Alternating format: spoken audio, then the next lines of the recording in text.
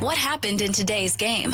It's time to go inside the locker room with Packers beat writer Ryan Wood of the Green Bay Press-Gazette on the Green Bay Football Postgame Show on the Wisconsin Sports Radio Network. Joining us now on the Wisconsin Sports Radio Network as Hotline, powered by Gruber Law, he is the aforementioned Ryan Wood. Follow him on Twitter by Ryan Wood. Mr. Ryan Wood, I think the storylines for Packer fans will be Micah Parsons and how bad Nate Hobbs was. I think those will be the two main storylines that people will be talking about this week. What about you? I agree, but I would definitely add two. One, Matt LaFleur coming up spades in a massive decision. I mean, that was a massive decision to send his offense back onto the field and go for the win, and then for his team to come through for him. Head coaches in this league get a lot of crap. A lot of times they do things to get a lot of crap, but when you make a decision like that, it shouldn't go unnoticed. The other, Josh Jacobs, man. I mean, playing through an illness last week, playing through a calf this week, and the Packers didn't want to overuse Josh Jacobs today. It was very clear their game plan was to put him on a snap count. Josh Jacobs said after the game at the locker room that it was about 25 snaps is what they're looking at. At some point late in the game, he came up to us. It's time to go win. Like, I know my calf. I know I'm good.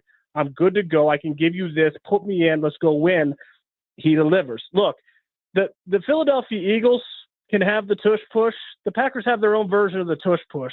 His name is Josh Jacobs. Anytime they're near the goal line, any short yardage, he's getting them that yard.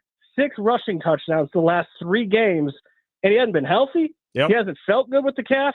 It's awfully impressive. It is very impressive. I was concerned something was going to go wrong when you see the heating thing on his calf, but obviously it worked out. What about this Packers offensive line? There was some chirp from Packer fans on social media that they needed to do a better job protecting Jordan Love. How do you think they did? For the most part, okay. I don't know what the final sack numbers were. It was a disjointed day on offense as a whole. It's the type of day on offense you might have when you're without your 2 best receivers, the most experienced receivers, which they are in Christian Watson, Jaden Reed. Right. And then your starting running back is on a limited pitch count, which they are with Josh Jacobs. Like, at some point, all these things have to accumulate to matter. Now, of course, it also doesn't matter because what you have to do, no matter in this league, no matter who you don't have, you have to go out there and put together a game plan to go win a game. And that's what they did. So, I don't think it's not a coincidence they haven't played with their full offense all season. They haven't scored 30 points this season. I think the big question as they go on, I'm not just talking next week or the week after, but the long course of this season is when all the pieces are back, what is the top end potential of this offense? How good can it be? We have not seen that yet. But in the meantime, can they put together enough cohesiveness to go out in production, to go out there and win games? And they are doing that. Ryan Wood of the Green Bay Press-Gazette joins us like he does after every game here on the Green Bay Football Postgame Show on the Wisconsin Sports Radio Network. Steve Sparky Pfeiffer with you. Tommy Wirtz, other side of the glass. I asked Tommy earlier, Tucker Kraft today had 10 targets. 10 targets. Of course, he had the touchdown. When do you think the next game will be that he will get 10 targets? I said at least 4 weeks. What say you? When will it be or when should it be? Because it should be next week. Yes. That's what I said, Ryan. When you throw the football to Tucker Kraft, do it every week. But when it will be, I don't know. 4 weeks sounds right. I'm shocked that he had 10. I didn't even check that he had 10 because I got a million things going on at the end of the game. I haven't seen the final book yet. This is the first time I'm hearing that number, and that blows my mind that he actually – because a long part of this game, it was, 2 or 3 targets? Yep. But eventually they did get to the point where they realized, hey, it's 4th down. You have to have this play.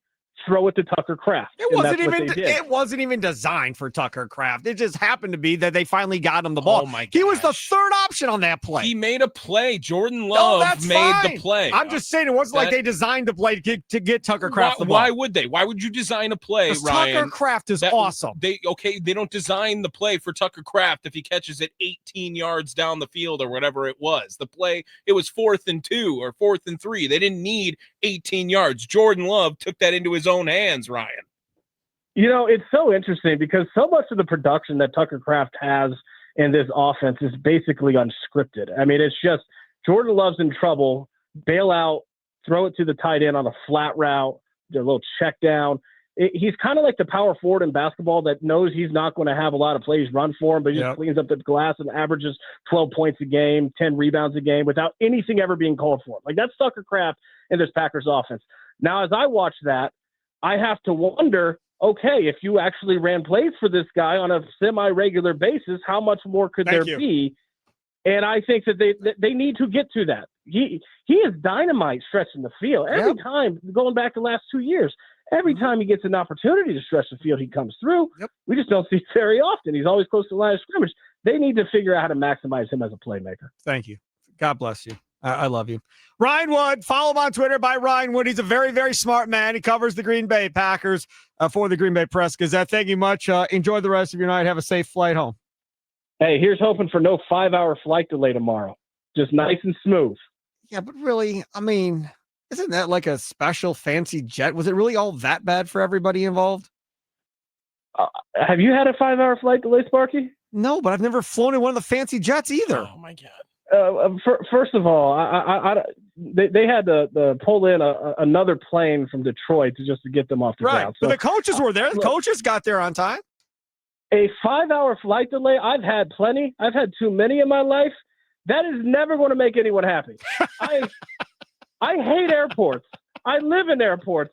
I hate airports. 5-hour flight delays are hell. Like, that's the worst. But don't you just send them home? Don't you just go home? We'll call you when the plane comes in. You don't know when you're going to leave. That's the thing about aviation travel. You don't know when you want to get to Arizona as quick as possible. You want to be ready to go. 5 hours. Now, when they said that, I live that life. I'm like, oh my goodness, I understand. That is some kind of frozen hell to be in. We're going to talk more about that this week. All right, thanks for the call. Thanks for checking in. There he is, Ryan Wood of the Green Bay Press Gazette, joining us on the Wisconsin Sports Radio Network. Guest hotline powered by Gruber Law. One call, that's all. Packers get the win 27-23. Up next, we'll hear from Packers head coach Matt LaFleur. Sparky and Tommy Wirtz with you